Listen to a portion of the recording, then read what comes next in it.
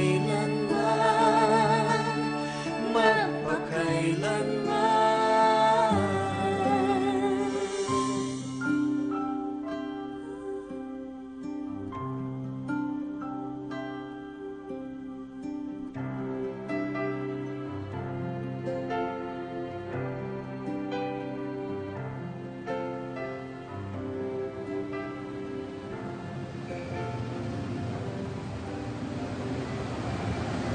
Diyos ko.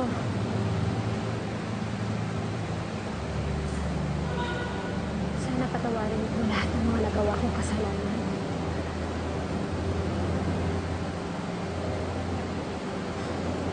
Sa kagustuhan kong protektahan yung baby namin. Naging madamot po ako. Nakasakit po ako ng kapwa-ina. Sana patawarin niyo po ako.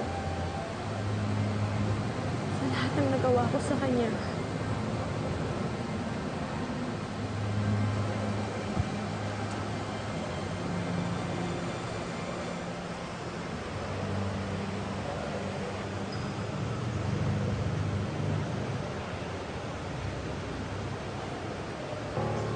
Alan?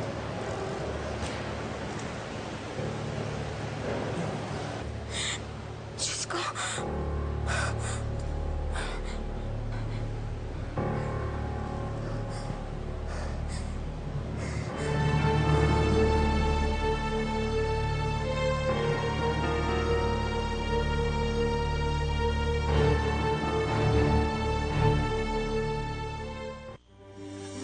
Magpakailanman, hindi magbabago. Dahil na rin sa dinadanas na pambabara at sobrang pag-aalala, nangyari na nga ang kinatatakutan ni Ellen sa ika-8 buwan ng pagbubuntis niya. Bakit mo? Hindi ko rin alam.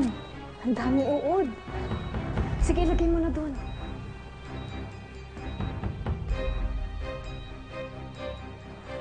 Ang baho. Tanggalin mo lahat ng uod.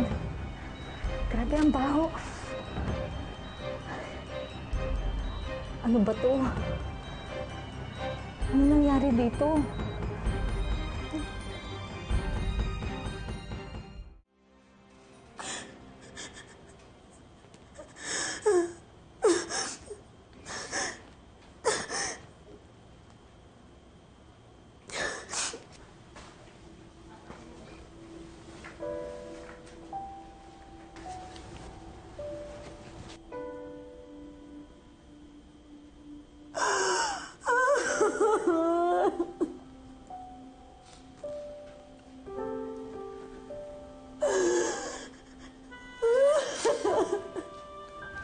Maraming dahilan kung bakit naging ganyan ang bata.